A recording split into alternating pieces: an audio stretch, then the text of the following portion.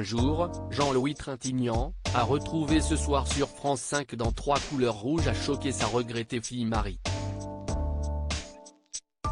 Tu ne peux pas faire ça, lui avait-elle dit, alors qu'il était question de lui tout nu avec une autre dame.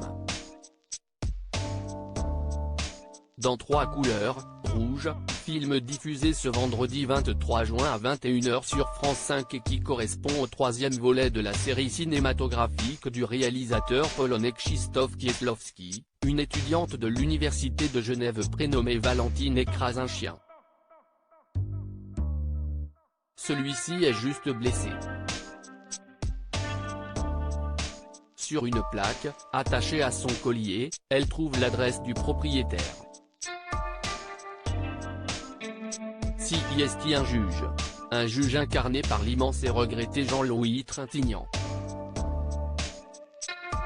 L'occasion ainsi de parler de cet immense acteur, et notamment de ce jour où il a choqué sa fille Marie, morte le 1er août 2003 sous les coups de son compagnon Bertrand Cantat. Alors âgée de 8 ans à l'époque, la future actrice lui dit : « Tu ne peux pas faire ça, papa, si est un film trop impudique, moi, je serais mal à l'aise à l'école qu'on me parle de toi tout nu avec une autre dame. »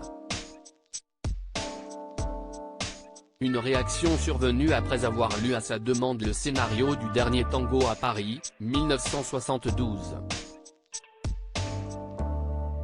Ce que disait ma fille, qu'il a eu avec la réalisatrice Nadine Marquand, note de la rédaction, était tellement important. J'étais prêt à renoncer à tout pour qu'elle soit contente. Déclara son célèbre père quelques années plus tard, lui qui aura donc décidé à l'époque de se retirer de ce projet dans lequel il était effectivement censé incarner un homme rencontrant une jeune femme pour laquelle il éprouve une forte attirance sexuelle. On m'a expliqué que Trintignant ne se voyait plus sodomiser une fille à l'écran, indiquera Bernardo Bertolucci, le réalisateur de ce long métrage. Ce dernier décidera alors de le remplacer par Marlon Brando, avec pour conséquence des polémiques sans fin et un profond traumatisme pour l'actrice Maria Schneider.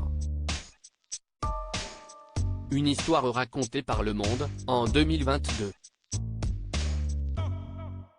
Le magazine s'était intéressé aux coulisses de Regarde les hommes tombés, film de Jacques Audiard récompensé par un César en 1995, celui de la meilleure première œuvre.